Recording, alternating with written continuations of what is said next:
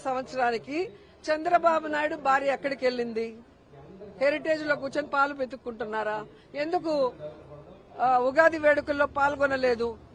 ఎందుకు భార్య సమేతంగా మరి కనిపించలేదని నేను అడుగుతున్నా. మీరు అడుగుతారు కదా. మా జగనన్న మా వదిన భారతమ్మ ఎంత లక్షణంగా ఉగాది పండుగ జరిపి ఈ రాష్ట్ర ప్రజలందరికీ కూడా విషెస్ చెప్పారు.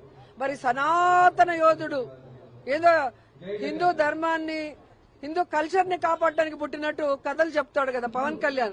మరి ఆయన భార్య తెలుగు వాళ్ళ నూతన సంవత్సరం ఉగాది టైంలో ఎక్కడికి వెళ్లారు? ఎందుకు రాష్ట్రంలో కనిపించలేదు? ఎందుకు ప్రజలకు విషెస్ చెప్పలేదు భార్య సమేతంగా వచ్చి? ఇక సిగ్గులేని బిఆర్ నాయుడు ఒకడు ఉన్నాడు. అసలు తిరుమల మీద చిన్న పోస్ట్ దొరికినా కూడా అది వాళ్ళ పూర్వజన్మ సుకృతంగా భావిస్తారు.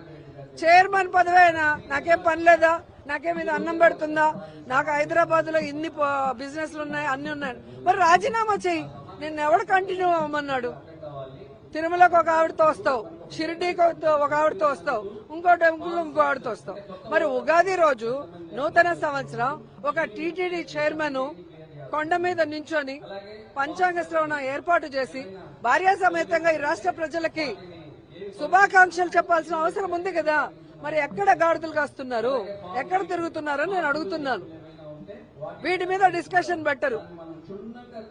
ఎంతసేపు జగన్ గారు, భారతమ్మ లేదా వైఎస్ఆర్ కాంగ్రెస్ పార్టీ మీద అబద్దాలు చెప్పడానికి, నిందలు వేయడానికి, దుమ్మెత్తిపోయడానికి వీళ్ళకి టైం ఉంటుంది. కానీ మంచి చేయడానికో, మంచి రోజు భార్యా సమేతంగా ప్రజలకి శుభాకాంక్షలు తప్పడానికో వీళ్ళకి టైం ఉండదు.